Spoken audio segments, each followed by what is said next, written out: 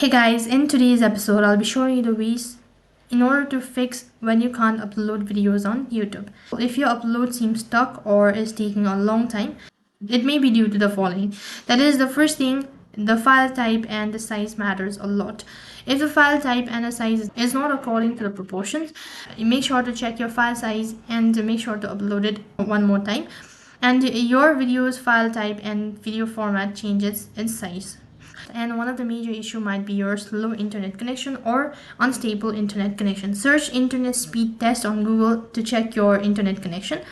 Apart from it, heavy upload traffic might be uploading during a busy time, so that might also be one of the reasons. So for that, all you can do is wait patiently until 24 to 48 hours. And if nothing seems to be working out, then you can directly contact the support team, state about the issue, and they'll look into your matter. So these were some of the general guide on what you can do when you are unable to upload video on YouTube.